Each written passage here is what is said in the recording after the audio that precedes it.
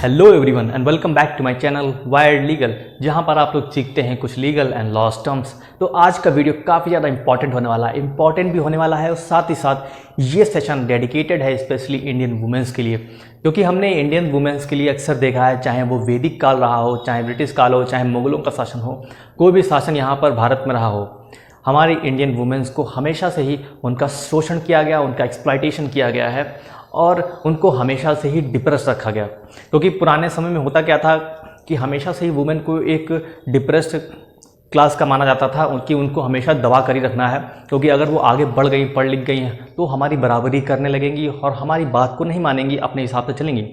तो वही कल्चर चलता आया और हम भी अक्सर आज भी हम लोग देखते हैं घरों में अक्सर ज़्यादातर वुमेन्स हमेशा दबा कर रखी जाती हैं। कहीं गांव में तो खासकर ये होता है कि लड़कियों को पढ़ाई करने स्कूल नहीं भेजा जाता है, कहीं काम करने बाहर नहीं भेजा जाता है, कि वो अपने हिसाब से फिर चलने लगेंगी, फिर हमारी बात को नहीं मानेंगी। बट अब जैसे जैसे हमारे इंडिया में कई सारे लीडर्स आए जिन्होंने ऐसी प्रथा थी इंडिया में वुमेन्स के खिलाफ, जैसे सती प्रथा थी, डाउरी एक्ट है, तो कई सारे लीडर्स ने इसको ख़त्म करने का प्रयास किया। डॉक्टर बाबा साहब अम्बेडकर ने काफ़ी ज़्यादा वुमेन्स के लिए, उनके राइट्स के लिए, उनको हक दिलाने के लिए काफ़ी ज़्यादा काम किया। कॉन्स्टिट्यूशन में उन्होंने काफ़ी ज़्यादा ऐसे राइट्स उनको दिए हैं जिसकी बदौलत आज वो वुमेन हमारी काफ़ी ज़्यादा ऊंचे ऊंचे पदों पर बैठी हुई हैं और काफ़ी अच्छे अच्छे काम वो कर रही हैं। हर फील्ड में आज देखिए वुमेन्स जो हैं हर फील्ड में अच्छा सक्सेसफुल हो रही हैं। तो आज के वीडियो में हम क्या देखेंगे, वुमेन्स के लीगल राइट्स को हम लोग देखने वाले हैं कि वुमेन्स के लिए कॉन्स्टिट्यूशन में तो राइट्स दिए गई हैं, बट उनके लीगल राइट्स क्या हैं ये भी वुमेन्स के सारी इंडियन वुमेन्स को ये जानना ज़रूरी है, क्योंकि ये राइट्स आपको कभी भी काम आ सकते हैं। क्योंकि आप इंडियन सोसाइटी में रहती हैं, तो फिर इंडियन सोसाइटी में रहते हुए कभी ना कभी ऐसा कोई मान लीजिए कोई किसी ने ऑफेंस कर दिया आपके खिलाफ, तो आपको ये चीज़ राइट्स आपको पता होनी चाहिए, लीगल राइट, ताकि आप जो है उस पर्सन के या फिर ऐसे काम के खिलाफ आप आवाज़ उठा सकते हैं, कंप्लेन कर सकते हैं। तो चलिए शुरू करते हैं और देखते हैं legal rights of women in India. तो सबसे पहला जो इम्पॉर्टेंट वुमेन्स के लिए लीगल राइट्स है वो है राइट अगेंस्ट अरेस्ट। देखिए सेक्शन 46 सब सेक्शन 4 CRPC के तहत ये आप लोगों को राइट दिया गया है कि अगर किसी महिला ने कोई ऑफेंस कर दिया है, कोई क्राइम कर दिया है, तो पुलिस क्या है, पुलिस उसको, उस महिला को सनसेट से पहले गिरफ्तार कर सकती है, बट सनसेट के बाद उस महिला को गिरफ्तार नहीं कर सकती है। और साथ ही साथ जब सनराइज़ होता है उससे पहले भी उसको गिरफ्तार नहीं कर सकती है, सनराइज़ होने के बाद उसको गिरफ्तार करेगी, ठीक है, पुलिस। तो ये आप लोगों को ये ध्यान में रखना है, राइट अगेंस्ट अरेस्ट। उसके बाद बात करते हैं, सबसे ज़्यादा इंपॉर्टेंट राइट है आप लोगों का इक्वल शेयर इन प्रॉपर्टी, ठीक है। देखिए एक अमेंडमेंट आया था Hindu succession act, Hindu succession act हमारा बना हुआ है, तो इसमें अमेंडमेंट आया था 2005 में। इसमें बताया गया है कि जैसे पहले क्या होता था कि हमारे जो इंडियन वुमेन्स हैं या इन डॉटर्स वगैरह होती थी, तो उनको वारिस नहीं माना जाता था, क्योंकि शादी के बाद उनको अपने घर में जाना है, ससुराल में जाना है, तो उनको क्या है, उनको प्रॉपर्टी में या मान लीजिए जो पेरेंट्स वगैरह हैं इनके, ठीक है, तो उनके प्रॉपर्टी में हिस्सा नहीं दिया जाता था। सिर्फ जो लड़के होते थे या जैसे मेल जो होता था उसको ही प्रॉपर्टी में हिस्सा मिलता था। बट इस अमेंडमेंट के बाद क्या हो गया है, अब चाहे डॉटर हो, चाहे सन हो, चाहे लड़की हो, चाहे लड़का हो, आपको इक्वल शेयर मिलेगा प्रॉपर्टी में, ठीक है। अब लड़की भी उस प्रॉपर्टी की वारिस है, अब उसको भी हिस्सा मिलेगा, चाहे लड़का हो चाहे लड़की हो। तो यहाँ पर आपको इक्वल शेयर इन प्रॉपर्टी मिलेगा, ठीक है। ये बहुत ही ज़्यादा इंपॉर्टेंट राइट है, आपको ध्यान रखने वाला है। नेक्स्ट राइट हमारा right not to be called at police station for interrogation, ठीक है। ये राइट तो हमारा सबसे ज़्यादा इम्पॉर्टेंट है और काफ़ी ज़्यादा ये जो है आप लोगों के लिए बेनिफिशियल है कि आप लोग जो है, जैसे जो इंडियन वुमेन्स है हमारी, अगर मान लीजिए पुलिस स्टेशन, अगर कोई किसी आपसे पूछताछ करना चाह रही है तो पुलिस आपको पुलिस स्टेशन नहीं बुला सकती है, ये राइट है, ठीक है। सेक्शन 160 CRPC में दिया गया है कि कोई भी वुमेन पुलिस स्टेशन नहीं जाएगी पूछताछ के लिए, ठीक है, और कोई बुला नहीं सकता, पुलिस अधिकारी आपको नहीं बुलाएगा। अगर उसे पूछताछ करनी है तो वो आप जहाँ पे रहती हैं वहीं पे आके वो पूछताछ करेगा in presence of a women constable and your parents, ठीक है। ये आपको बहुत ज़्यादा इंपॉर्टेंट राइट है। उसके बाद हमारा फोर्थ राइट आता है important, right to safe abortion.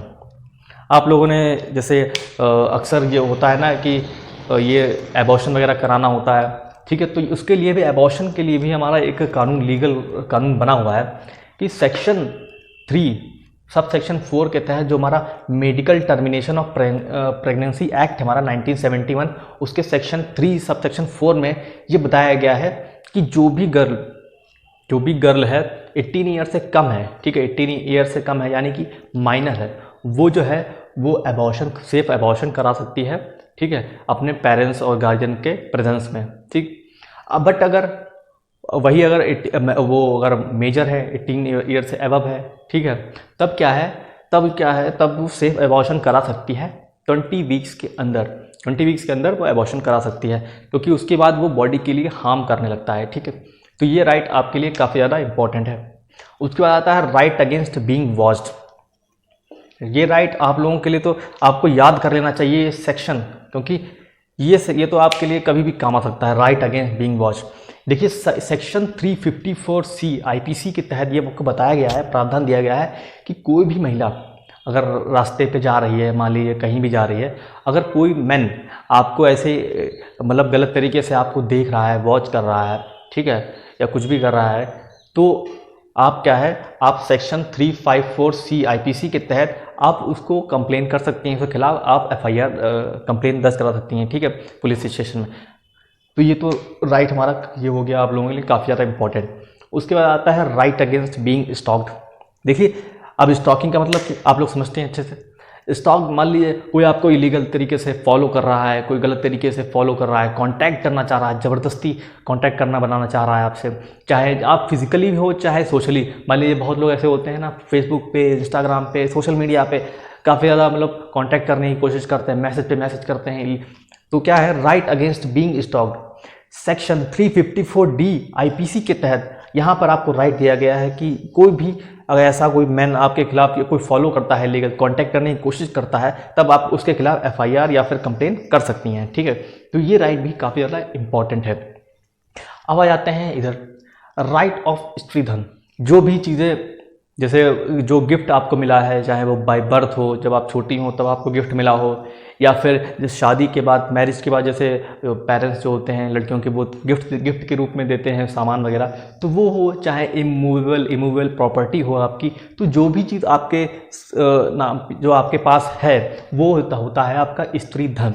तो उसको क्या है, वो कोई भी क्लेम नहीं कर सकता है, वो उसकी ओनर सिर्फ और सिर्फ वही वुमेन होती है जिसके पास वो सारे गिफ्ट होते हैं। तो ठीक है, ये section 14 of Hindu succession act में ये बताया गया है। तो क्या है, इसमें कोई भी अगर अदर पर्सन क्लेम करता है कि ये हमारा है, ये हमारा है, तो आप क्या है, इस सेक्शन के तहत आप जो है कंप्लेंट दर्ज कर सकती हैं, ठीक। उसके बाद आता है right to get free legal aid. देखिए section 12 subsection C legal services authority act 1987 में ये आपको ये राइट दिया गया है, right to get free legal aid. देखिए कोई भी पीड़ित महिला है, ठीक है, कोई भी पीड़ित महिला है उससे और उसकी सुनवाई नहीं हो रही है, मान लीजिए आप गए कहीं पे, तो कोई जैसे कोई फीस ना मांगे तुरंत ही, उसके पास फाइनेंशियल स्टेटस इतना अच्छा नहीं है, तो क्या होगा, इस सेक्शन के तहत ये आपको राइट दिया गया है कि कहीं भी आप जाएंगी तो आपको फ्री लीगल एड प्रोवाइड की जाएगी, फ्री लीगल सहायता आपको दी जाएगी, ठीक है, विदाउट कोई भी आपका फाइनेंशियल स्टेटस, कोई आपसे फीस नहीं ली जाएगी, ठीक है। ये तो हो गया इंपॉर्टेंट राइट। उसके बाद आता है right to adopt a child. ये राइट भी आपको ध्यान में रखने वाला है।